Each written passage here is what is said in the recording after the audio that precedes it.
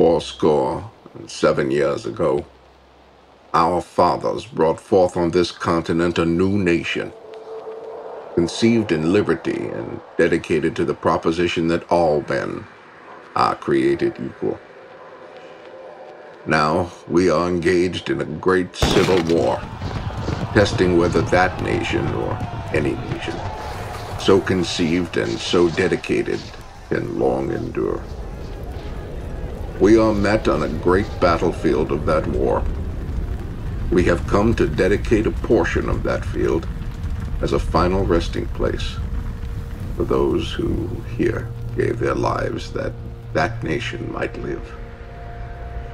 It is altogether fitting and proper that we should do this. But in a larger sense, we cannot dedicate, we cannot consecrate, we cannot hallow this ground.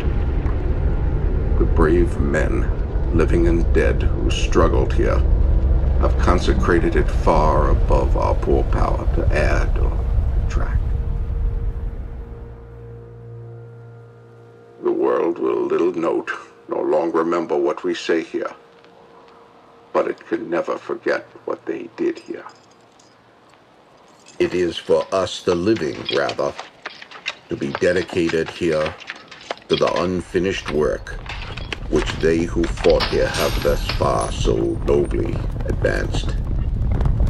It is rather for us to be here, dedicated to the great task remaining before us, that from these honored dead we take increased devotion to that cause for which they gave the last full measure of devotion.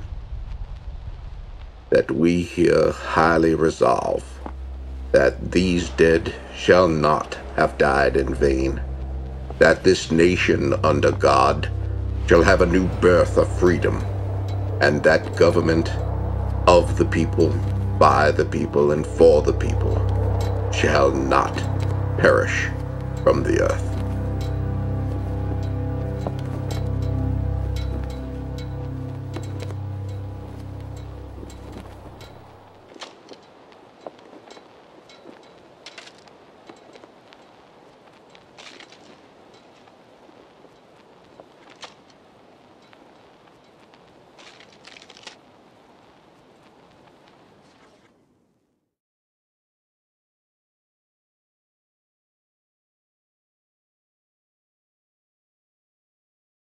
Hey guys, I'm Colton Cooper, and as you know, I'm going to be annotating the Gettysburg Address by Abraham Lincoln for Miss Sobotka's ELO Debate 1 Honors class. So I'm going to be starting from the beginning paragraph here, which says, 407 years ago, our fathers brought forth on this continent a new nation, conceived in liberty and dedicated to the proposition that all men are created equal. And this first sentence in Lincoln's speech is one of the most famous quotes in all of American history. Not only is 407 years much more poetic and noble than just simply saying 87 years, it also draws from the Bible. Psalms 90 verse 10 reads, "The days of our years are 80 years and 10, and if by reason of strength they be 80 years. Yet is their strength labor and sorrow, for it is soon cut off and we fly away." And once again, so that's Psalms 90 verses 10. And the fathers being spoken of here, where it says, our fathers brought forth on this continent a new nation, are the founding fathers of the United States, or the delegates that attended the Constitutional Convention.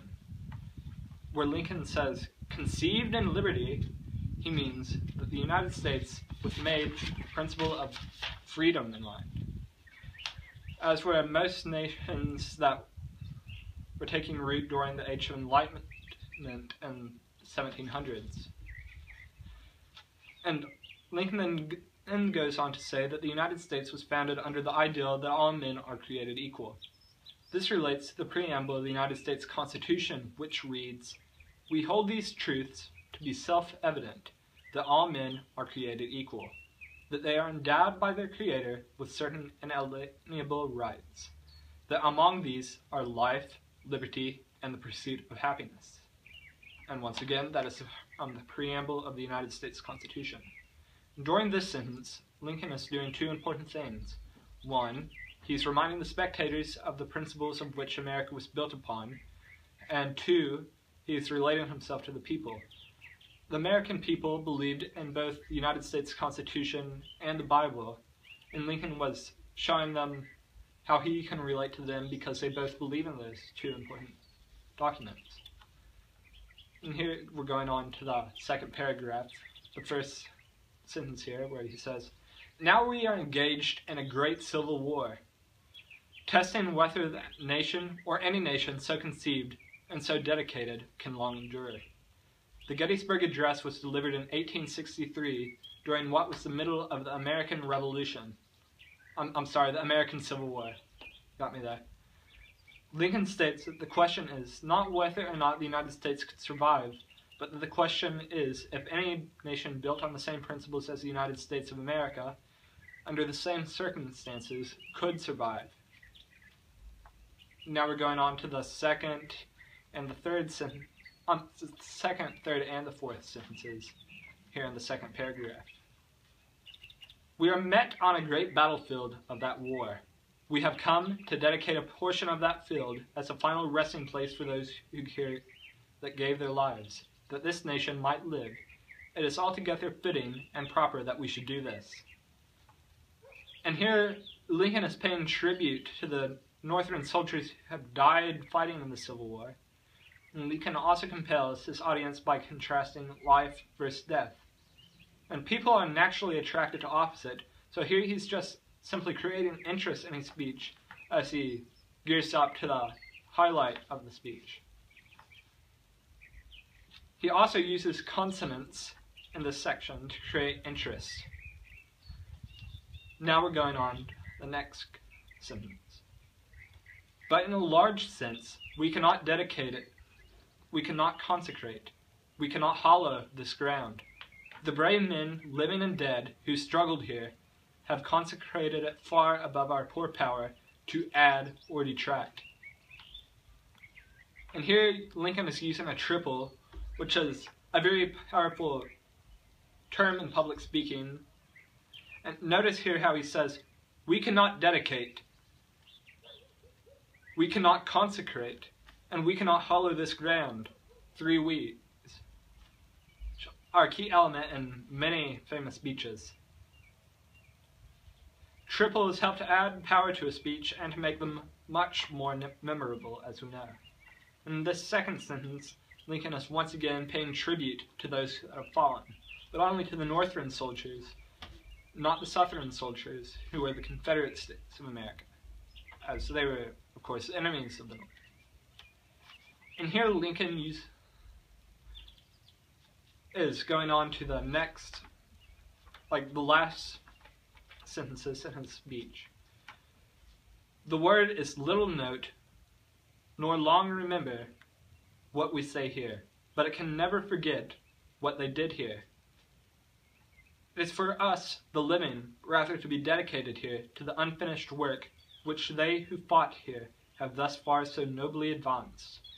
It is rather for us to be here dedicated to the great task remaining before us, that from these honored dead we can take increased devotion to that cause, for which they here gave their full measure of devotion, that we here highly resolve, that these dead shall not have died in vain, that this nation, under God, shall have a new birth of freedom, and that government of the people, by the people, for the people, shall not perish from this earth."